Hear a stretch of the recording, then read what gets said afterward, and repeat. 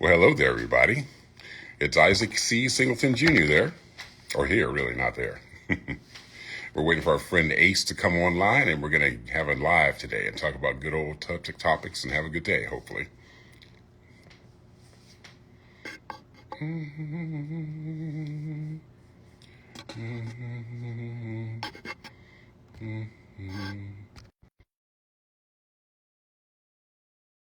Coming in now.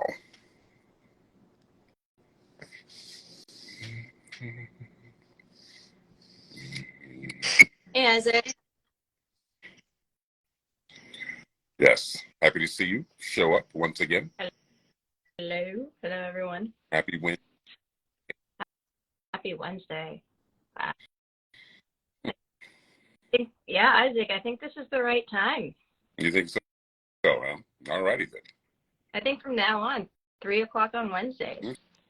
Okay. Love that. Because look at how many people are joining. So happy to see everyone. Hello, Tanakis. Yes, thank you for joining. Look forward to talking to you soon, too, Katie. So give me a call when you get a chance. Yay! Oh, this is great. Mm-hmm. Great. So, happy to see everybody. I think, should we start with the 3 gratitudes? Why not? And ladies,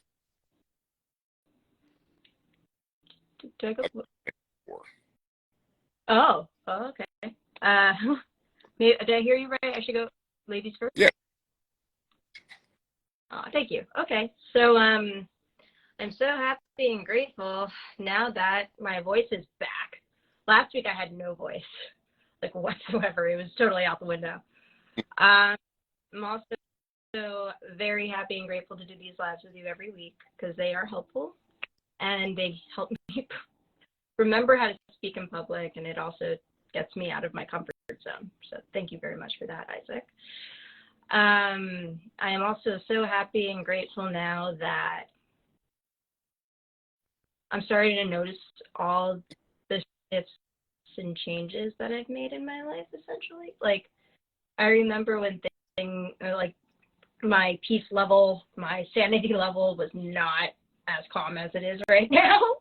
And I'm very happy and grateful for that because that means pretty much all aspects of my life are upgrading.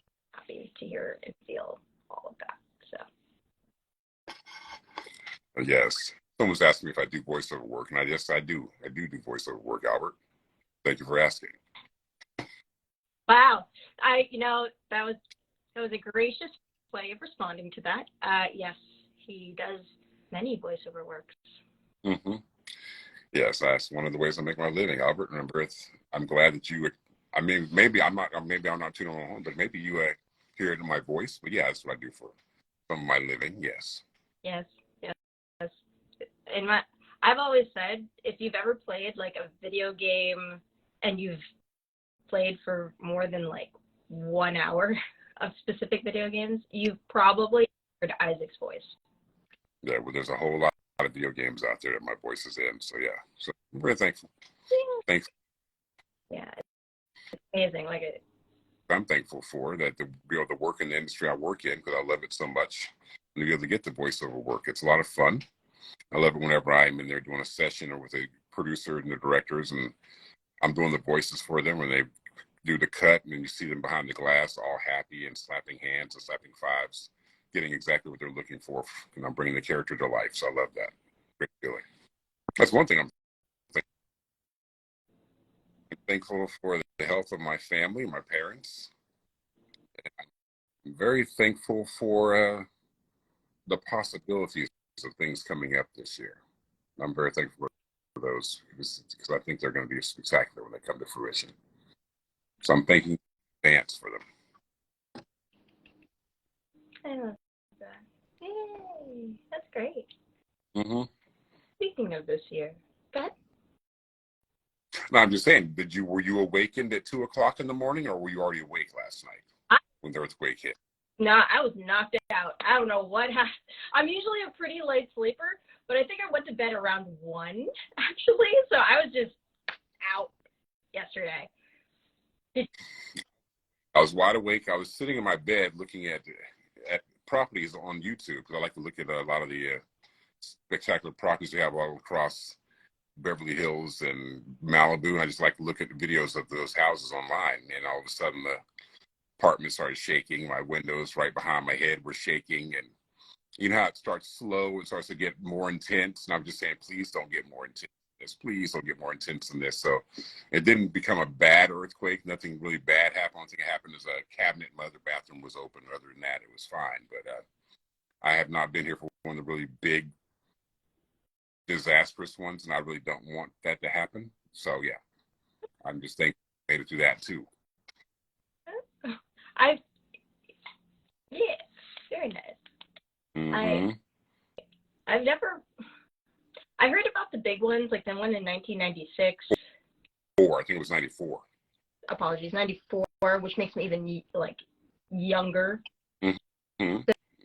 I wouldn't even. Huh? I hadn't even moved to California yet, so I'm still in Florida at that time. Okay. Yeah, I heard about that. I hear horror stories from people that have lived here for so long. They're like, when it gets really like, and it doesn't end, and it reverberates and keeps going. I'm like,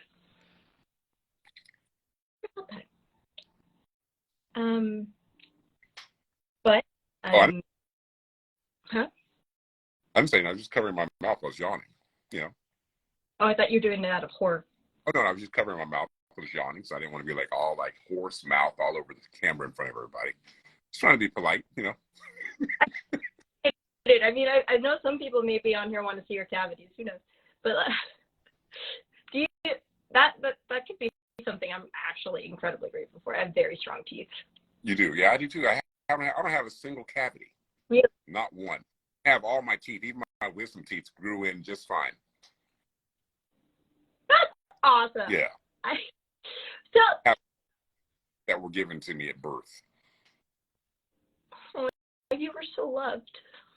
Well, I was yeah, and I'm also thankful that, you know, I know this earthquake, but I'm just thankful that my teeth grew in shape. They grew in straight.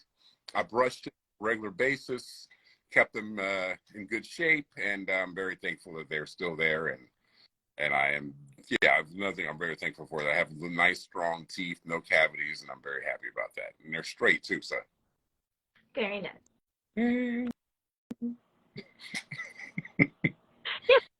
Aw, that's nice. My sister, when we were younger, like my parents had 4 daughters, and we didn't have that much money growing up. I had no idea. I had to wait a couple years to find out that my sister actually paid for my braces. She was in the military.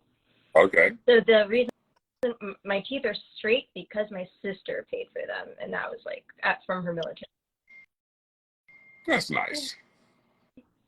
And then dental wise, I had like a specific, like you're supposedly at a specific age you're allowed to put fluoride in your, like on your teeth, essentially to strengthen your teeth when you're young, like right after all of them fall out. That's what they say. I mean, I hear this two sides, you know, now how they always have these conspiracy theories and people talking about fluoride now, and how they're saying that, you know, municipalities pour fluoride in our water, so it's good for our teeth and all that kind of stuff. And then there's these other people that say fluoride is very detrimental to your health and all that kind of stuff. So I got to really do my own research on fluoride and see really what the bottom line is, what scientists say about fluoride. Because I always thought as a child, oh, it's good for your teeth. Then you have these people now saying, oh, it's horrible for your body and it's not good for you. So I'm like, okay, I got to research. I don't know. What I know is, yes, they were good for my teeth by a specific age. Like, I think I had it was like a kind of like they would take like a retainer and put fluoride in it, like a solution of fluoride, and then put it on my teeth. Okay. And because of that, I haven't had cavities, like no cavities, none. Either. Yeah, it's amazing. I love that. But I remember them saying you can do it by this age, but you can't do it after. And I don't remember what age it was. Maybe it was like 10 or something. But yeah, they mentioned like you can keep doing these treatments for a block of time, but you can't do it after a specific age because it isn't good for you. So Yeah, I do honestly believe that it shouldn't be in our water. Mm. That shouldn't be in our water because it really messes up a lot of things when it's in our water. I actually went to Neil Strauss has this collective called the Society, and he brings in a lot of people into like the biohacking space. Yeah. Yeah, who have experience in this, who actually have tested it, who are like big advocates for either water pollution, light pollution, the issues of having fluoride in our water, all of that. And I remember one of the experts sharing that this is killing us. It's actually poisonous. And to a degree, it can be. Okay. Well, all righty then. It's nice and poisonous. Okay then. To a degree. To a degree. Yeah. Sometimes, it could be used to strengthen a girl's teeth. Girls, not a guys. Sure. Every guy, girl, okay. all of our Kind of could be for a second. I wasn't sure. Non-binary, he could be used for our teeth. Okay then. Yeah. Being respectful to that. So that's really interesting, and I think it would be really helpful to know and reevaluate what has become poisonous. Like, what are we using too much of that it's causing detriments to our health? I think that would be really important to just take a look at all the things that we're giving out as resources so that we can see what's too much and what's not enough. Yeah, I know, because they say even things like certain detergents have things that might be carcinogenic to our bodies and all kinds of stuff that, the chemicals are in our foods and all types of things. So it's like, wow. One thing to Yeah, I've noticed the difference. Like anytime I go back to New Jersey and I visit my parents and I eat whatever's off the shelf there that isn't of the same mindset of these are the things to look out for health-wise, you do. Sometimes you'll feel sluggish more than anything. And then when you go back to the mindset of being conscious of that, I love how you mentioned this one and it made me laugh. It's like people that go to Whole Foods are the people that look at the label.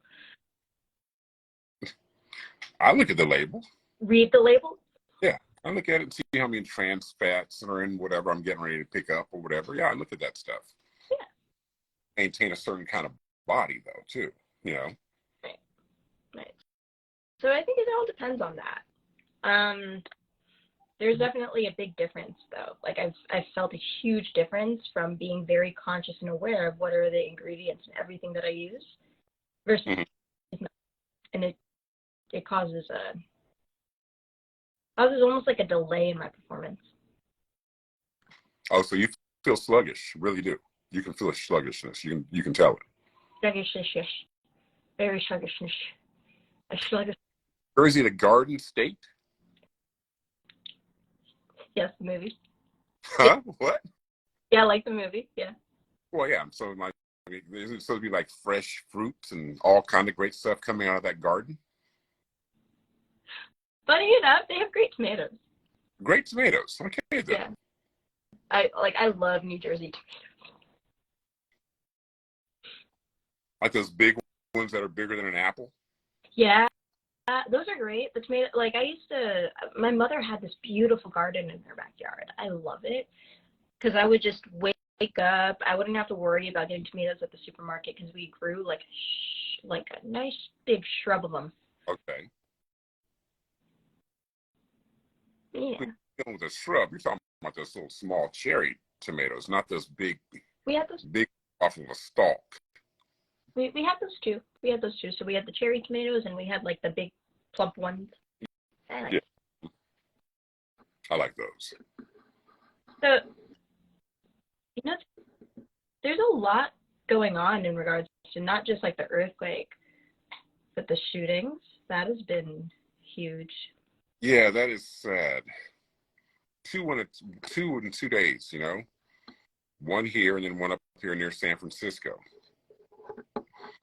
And that's just something else. I mean, it's these people, I mean, these weren't even young guys. One was 62, one was 72. Yeah. And people actually, what were you saying? I'm sorry. One was 62 years old. The other one was 72 years old. The 60-year-old did the shooting and then just turned himself in later on. You know, just say, I'm going to go tell him I did it. But I mean, the 70-year, you know, he killed himself. But anyway, just the anger that he must have had just to go and shoot up some people. I don't even know why he did it. They said he had a quick temper, but it must have been that quick because he wasn't at the location. He came there. So something must have happened to him there before. Or I don't know. I can only speculate why it made him mad enough to come back there and just shoot up random strangers. Oh, I heard he was abused, like he was abused. And then usually what ends up happening, even Tony Robbins mentions this, and I'm like, I'm not an expert, but to what I understand, if people feel disempowered, what's the fastest way to feel like you have power again? I guess to lash out. Lash out. All right. So let's go back. Let's talk about the Tony Robbins thing. So there is this the human needs after your basic needs are met. You know, food, water, shelter, all of that. There are other human needs that need to be met, being your sense of community, unless you're like a hobbit, or not a hobbit, but a hermit, just living by himself and just doing his own thing. There's plenty of people that like that also. Yeah, there's plenty of people like that. We'll get to that. We'll get to this just to a level, right? Like you can do that, but if you do have that sense of community, your life actually does feel a little bit more fulfilling. So community, uncertainty, certainty, right? You're certain about something, it gives you a little bit of a base and stability of constants. The other gives you a bit of a thrill of life, right? Another is significance. Like if you feel like you are a valuable human, like if you're just a human, right? If you feel like you're being respected, you have dignity, you feel like you don't feel like any of your rights are being taken away. If you feel empowered, right, with a sense of significance, that actually alleviates the feeling of needing a gun. Because the thing is, if you don't have that feeling of significance, and you can actually check this out in Tony Robbins' TED Talk, he had one, and I remember keeping that one on repeat for a while. He mentioned how what is the fastest way to feel a sense of significance if you don't feel significant? If you had a gun in your hand, you feel power. That's true. Right? Or a bat. What? Or a bat, or any kind of weapon. Right, you feel, yeah, but I mean, like, in my opinion, it's a way of self-validation, or feeling, because if you feel stripped of your power as a human being, which means if you're stripped of your choices, if you're stripped of your sense of safety, you're able to like protect yourself or feel like you're in a safe environment where you feel protected because the culture actually encourages you to feel like you do have a sense of significance. People respect you. People say hi to you, believe that you exist, make sure you feel like you're cared for. If you feel that way, that gunshot wouldn't have happened, in my opinion. Because, like, don't get me wrong, I go to shooting ranges. I don't own a gun. I do too. I go to shooting ranges also, and I just rent the gun when I get there. Exactly. And I actually don't, like, because I'm very careful about, like, understanding, well, you know, most of the targets at shooting ranges are actually people, forms of people. I do my best to try to find the targets that are not. Like, oh, you pick targets that don't have a certain shape to them. You pick, like, the ones that are like a star or circular thing with the rings inside of it that get close to the bullseye in the middle. That's the ones you'd like to shoot at? I like to shoot at the ones that are like, you know, at the carnivals where they had like the rows that would move and you have to shoot those, like the little animated figures and like a cute with like little targets as they move across. Like with ducks? Yeah. Like you rather shoot a duck. I get it. They're animated and they look like they're part of a carnival, okay? And, and I think it's actually funnier with a slug. Mm-hmm. Yeah, I know what you're saying. Thank you. So, yeah, just because it's, like, I remember my first experience going to a shooting range, right? My cousin is awesome. My twin cousin, she looks exactly like me. She brought me to a shooting range when I was about 19, and she had me shoot every gun down the line. Mm-hmm. And I remember her making fun of the girls that would shoot guns and cry afterwards before I got Cry like a squeak, like ah, like that kind of noise, or just start crying and sobbing? just crying and sobbing. Why? Like, that's a very good question. I was like, why would they cry? So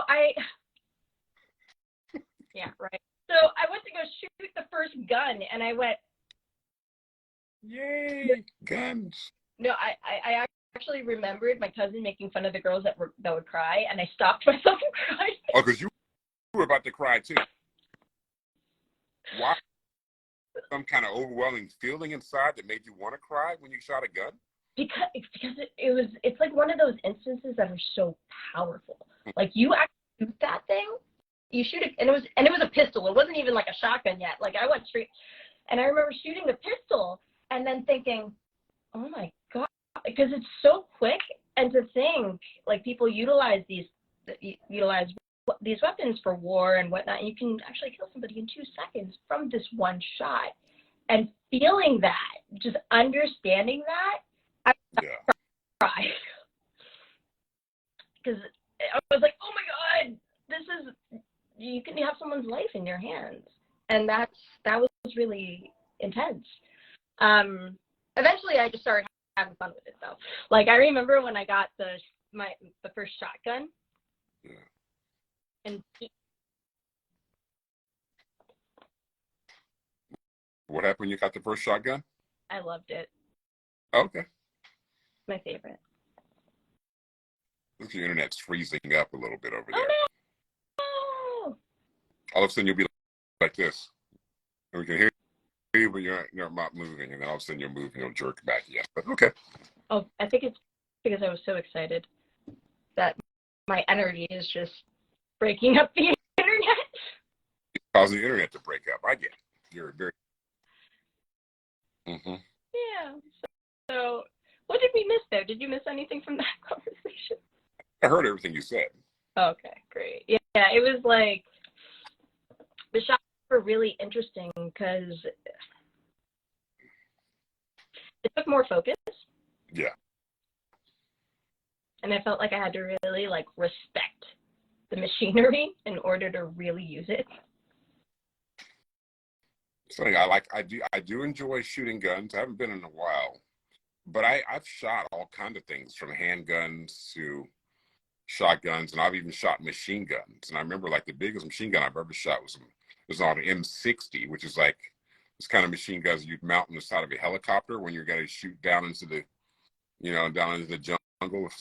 And I remember shooting that thing, and it was neat because the bullets were they were put together. They feed through, like, they feed right through like a machine gun would take bullets, anyway. But sometimes the casing that holds the belt that holds the bullets together as it's feeding through the gun, as you're shooting the bullets, it's ejecting all those casings too. And I remember holding it. I was shooting with bare arms, and like that stuff was landing on my forearms and stuff like that, and burns as it comes and hits on you. But I was like, wow, this is still neat to shoot this thing. Yeah. Wow. It's there's nothing like it. And, like, I'm not saying I condone what people have done. I remember that year where there was a shooting every month at a school. Seemed like it, yeah. Yes. Right? That was a very sad situation, but even worse situation was the people who denied that it even happened, who were saying, oh, this is just a media ploy. That didn't happen. None of those kids died. I'm like, what are you talking about? My sister actually homeschooled her children because she remembers that year. Okay. And it it happened, and it's not something we can deny.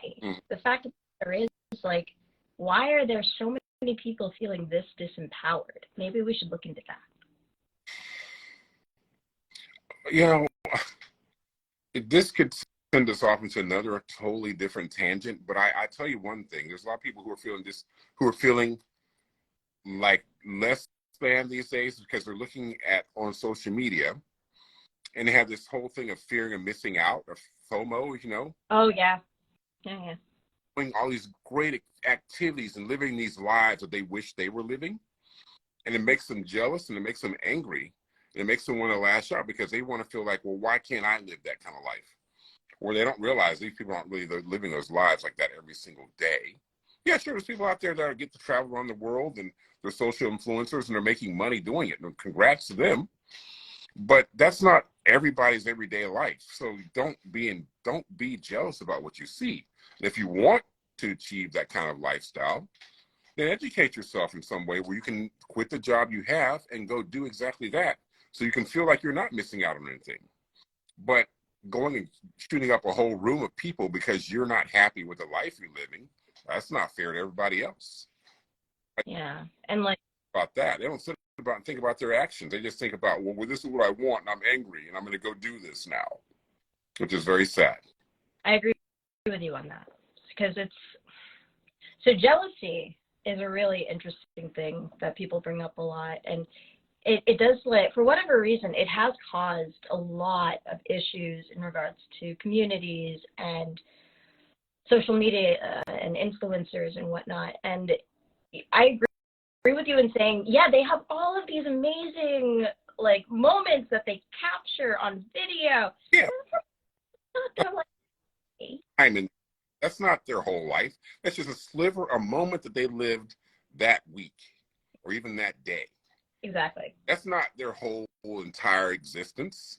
And people are just seeing that sliver and they're angry and jealous about it. I mean, I'm understanding that psychiatrists are getting a lot of patients that are coming into them who are very angry or upset because they're not living the lives they're seeing online or on these social media out. And it's really growing in our country right now and around the world, where people are really angry and upset because they're not living the life they see online. These other people who are younger than them or their age group who are doing all these wonderful things.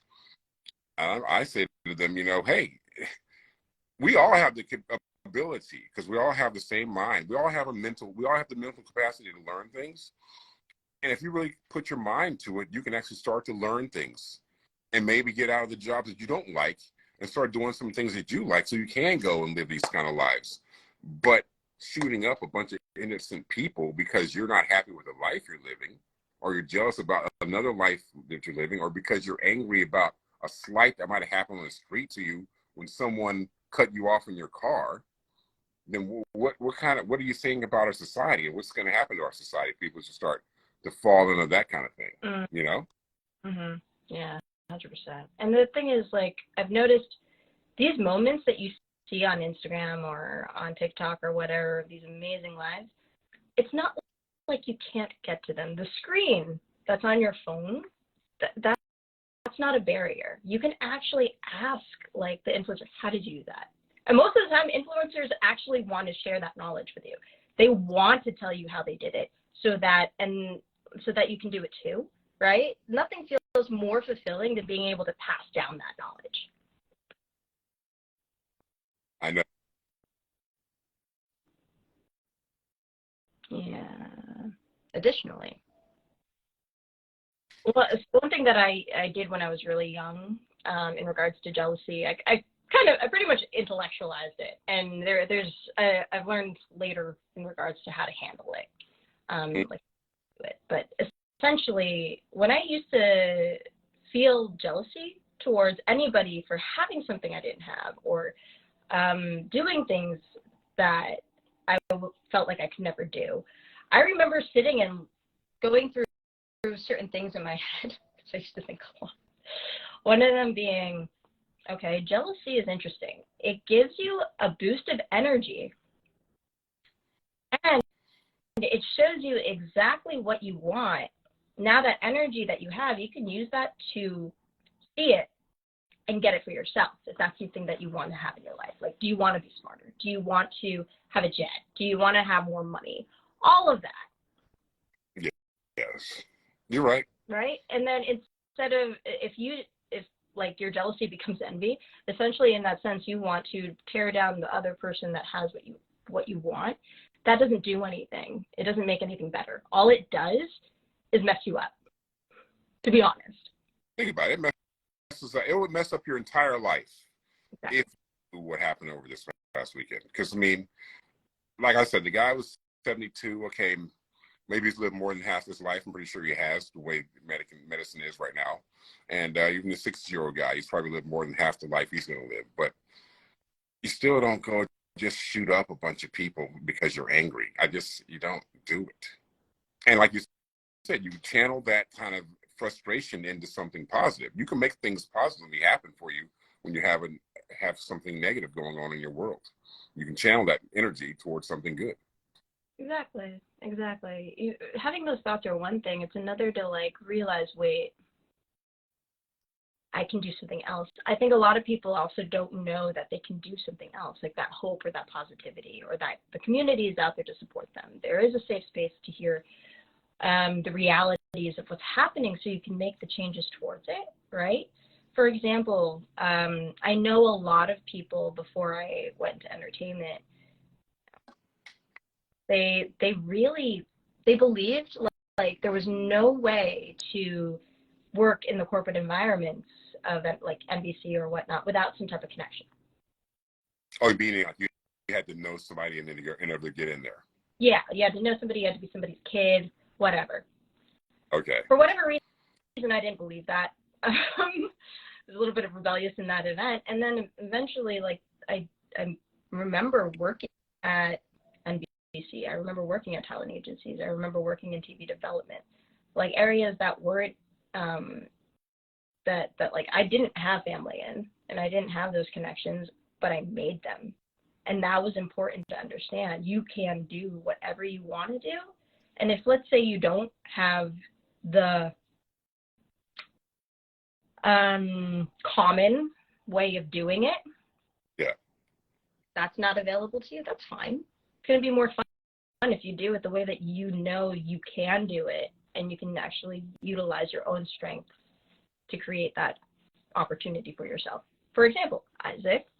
yes, That's an example. Isaac learned how to become a voice actor, became an actor. He did all of that.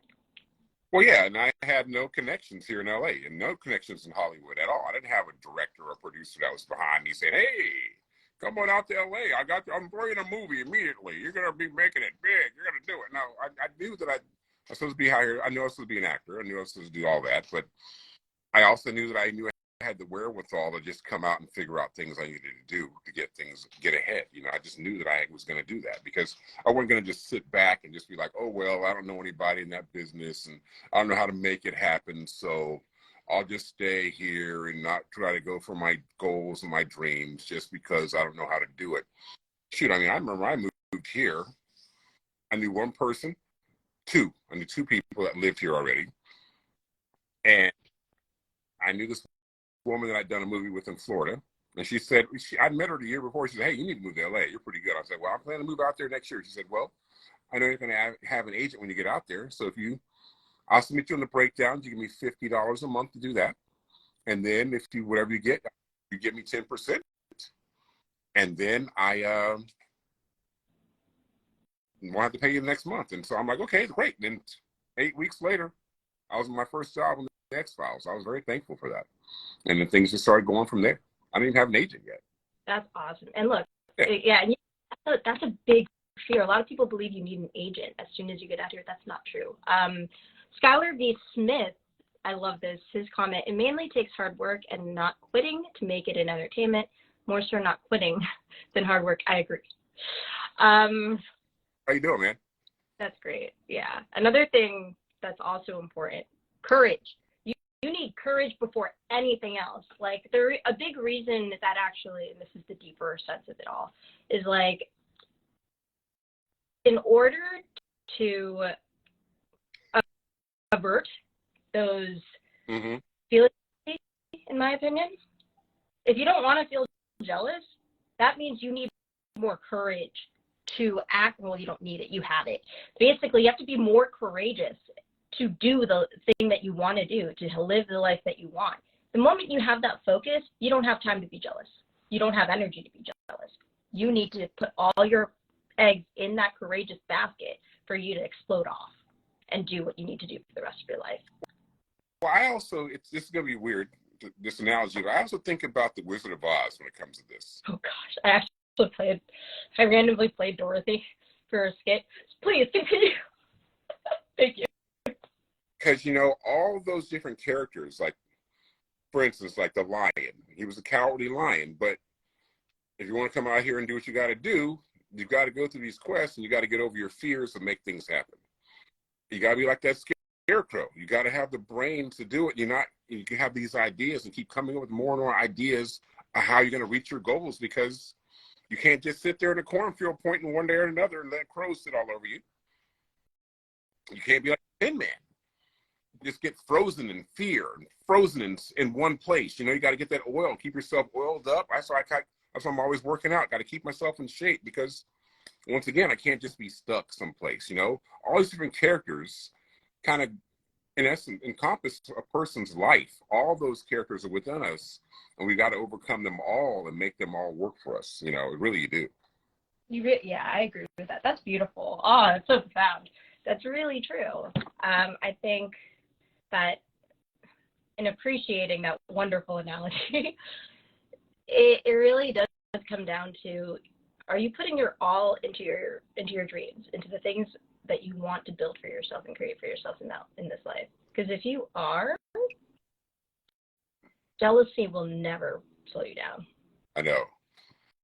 And for any actor who might be listening who is just starting out, or even has been in the business for a while, number one, do not compare your career to another actor's career. Everybody has their own journey and they have their own way of getting where they've gotten. There's no two exact paths on how to make successful in this film industry. And don't sit there and don't be bound down on yourself because you hadn't done this by a certain age, you haven't done this by a certain age. And you can really easily fall into that trap. And I can remember a long time ago, I actually started to think those thoughts too, thinking, man, I should have done this by the age of 25 or whatever. But no, I mean, a lot of my better roles came when I got in my 30s. So, you know, you just don't worry about what everybody else is doing. Just stay in your own lane. And if you love what you're doing and you know you've got the tenacious attitude to go for what you got to go for, then do it. But also, if there's a point where you feel like, okay, I tried it, it wasn't really for me, I didn't really like it very much, but there's something else you might be really passionate about, go for that then. But don't just get stuck and sit in one place and feel all forlorn and sad because your life didn't turn out the way you imagined it was going to. Because that can send you down a dark path of unhappiness. It really does. Another thing is that when you go down that dark path, it's so important to acknowledge a different idea. There are a lot of ideas to tell you otherwise, and like even like Cobra, aka One, thank you. A lot of people will try to put you down when you get into acting, as they do not see themselves doing it, so they have to make you feel like you are crazy. Yeah, they do that.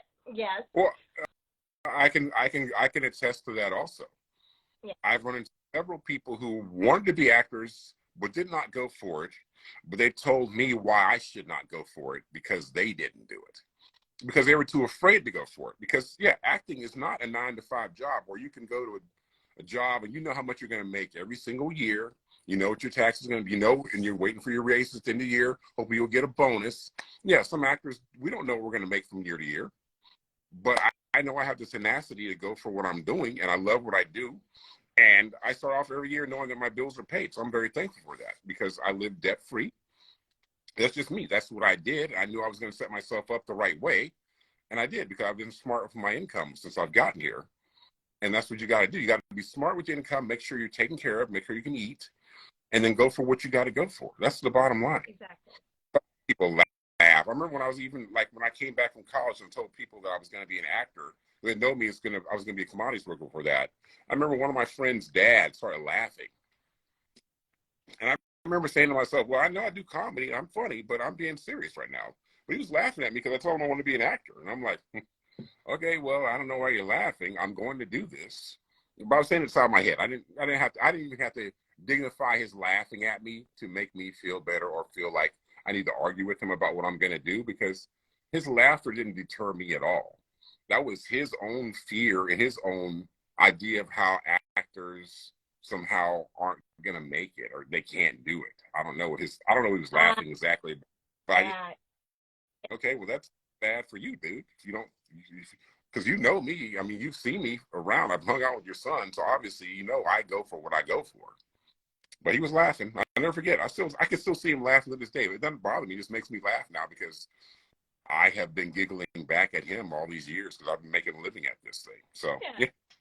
Yeah, I understand that. And like for me, it's not to be spiteful, but it's when people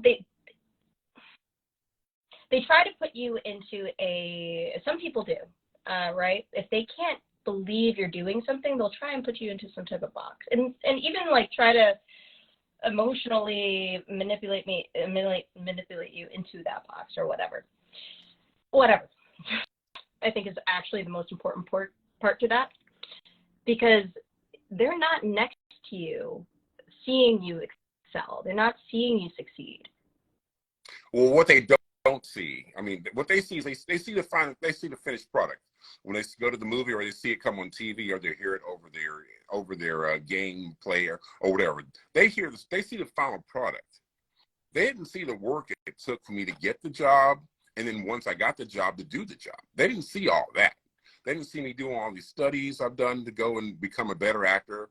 They don't see what I'm doing before I even get on the set to make myself prepared so that when I do finally get the job, I got the job and I do it right. I do it well for them, And I can say, I know I've even gotten better since I was a young actor. When I first started out, I'm definitely gotten better. I know my set etiquette was always great because I was always on time and ready to do my job. But, I've gotten better. And that's what you do. You just keep improving over and over and every year. But they don't see all that. They just see the final product. And, acting's easy. Well, I'm sorry. Have you acted before? No, but it's easy.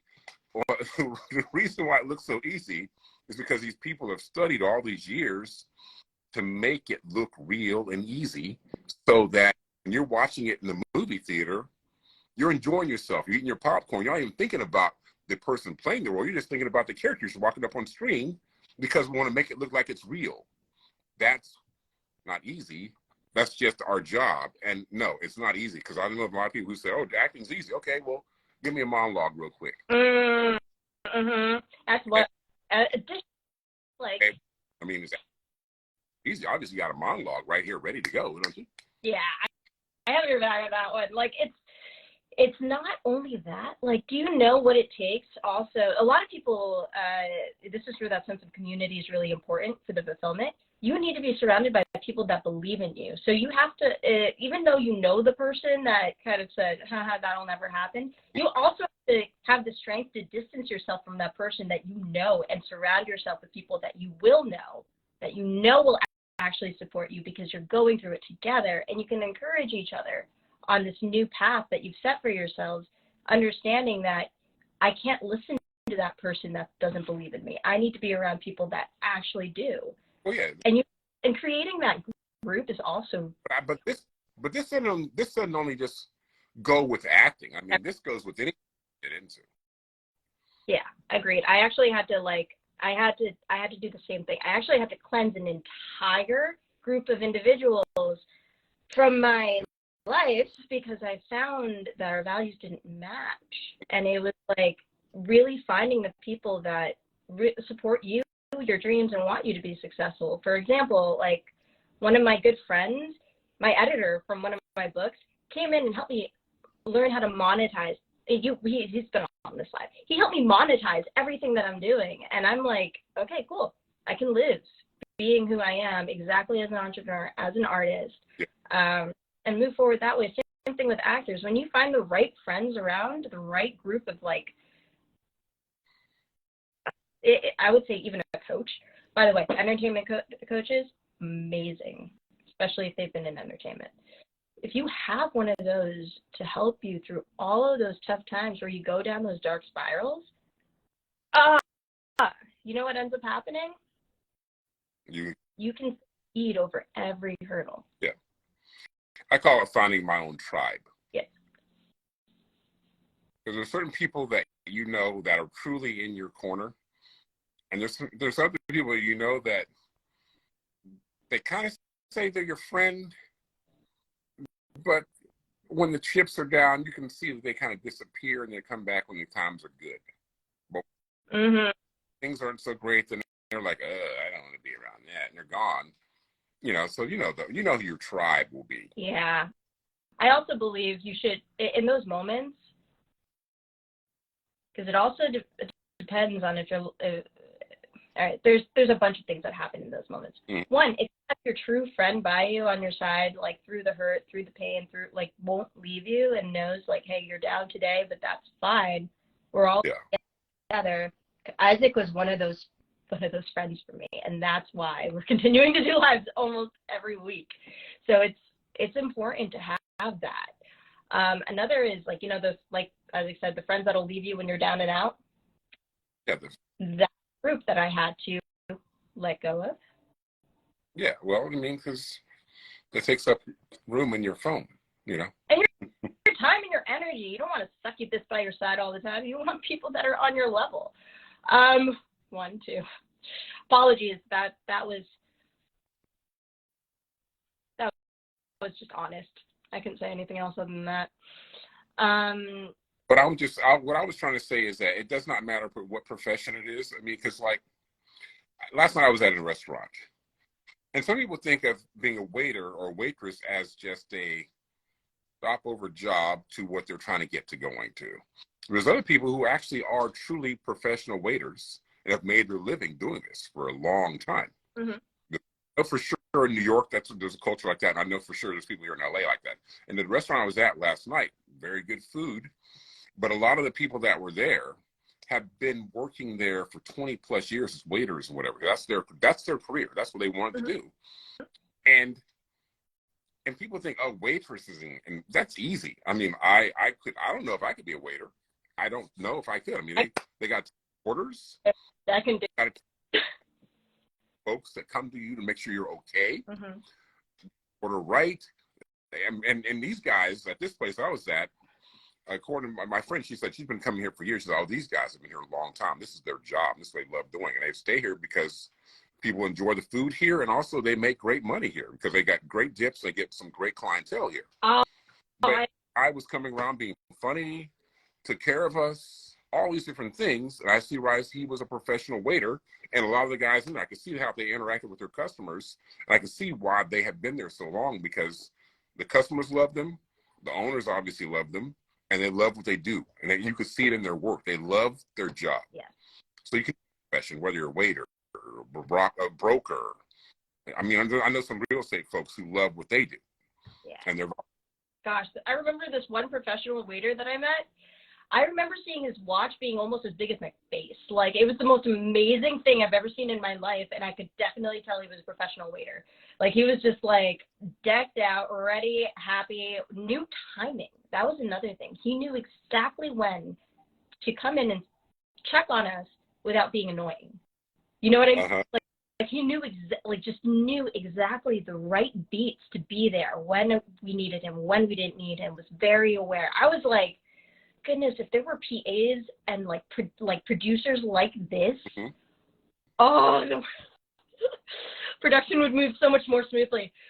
But yeah, it was so amazing just to see that. Yeah, but then and like you said, that I mean, I've been on some sets where the first AD had that movie running like a well-oiled machine. I remember one I worked with, and she never had to yell once. Everybody respected her, and we got the job done, and it was done. Just next set, it was great. Like, okay, everybody, we're finished with this. We're going to move on to this thing. Didn't ever have to yell, none of this yelling. Oh, everybody be quiet. None of that. Everybody was professional. It worked out great. Great movie we worked on. It was wonderful. Yeah. Awesome. I love Jocelyn's comment. I'm gonna touch on that. I also want to share, like, I was in a I think like a hostess was one of my first jobs in college. In college, before college, and I remember equating that to production. Like, if you are a really, really good AD, portion of the time, the yelling is like one thing, whatever, but that is equivalent to being a host on set, a host at a restaurant, and then the waiters are essentially like everybody that has a production credit. Then you also have like the bussers that are essentially your PAs. And then you also have like the managers of the set, which are either your ADs, like there's 4 ADs normally on like a big set. So it's like 2 ADs could actually function as a manager on set. And then you have the overall manager, right? That person is your director who's whispering, telling you exactly how to fulfill the vision of the day. That is very equivalent to production. And I honestly believe if you are in a restaurant and you can do that, do your daily tasks and think of it as training for set, oh my gosh, you're going to make every production move, like, just like you said, like a well-oiled machine. Yes, it was great. Yeah. I've been on a few sets like that. I really have. And I don't know, I just remember her, and her name was Caroline, and she was just spectacular. I mean, it was when I did Planet Apes, and Tim Burton could do what he needed to do, and she just had this thing running, and we did what we needed to do. It was great. I'll never forget her. Yeah, I love that. I'm sorry, not Jocelyn. Joe NLIM. That's your comment. Yes, when you see in the restaurant, a good waiter can make the difference in the whole visit. Same thing with the production. Their job is not easy, and they love it. I tried to do it one time, and it's hard. Yeah. It is hard. I really don't know. Yeah, I guess I would try, and if I had to do that, I would work at it. But man, that's skill. That's not easy. Yeah, and I think a lot of people should appreciate how things aren't. They may seem easy, right, Isaac? But that's only because of the practice work that went into it prior to all of the preparatory, all of them, like, practice. Like, even somebody mentioned to me once that when I go on these lives, they were like, "You sound so natural." I'm like, "Yeah, I did it. Yeah," but no one would know I had stage fright. And it is true. Like, when you start challenging that, you just become more natural, and that fear goes away. The courage replaces it. Yeah, exactly. Can you believe we've been on here almost an hour now? This is what happens for us, isn't it? Yes. Well, thank you everyone for joining. Thank you so much, Isaac. Thank you very much, Ace. Yeah, you're welcome. I love these. These are amazing every week. Appreciate you. Yeah, I appreciate you also. So, everybody, this is Isaac C. Singleton Jr. signing out. Hope you all have a spectacular rest of the week.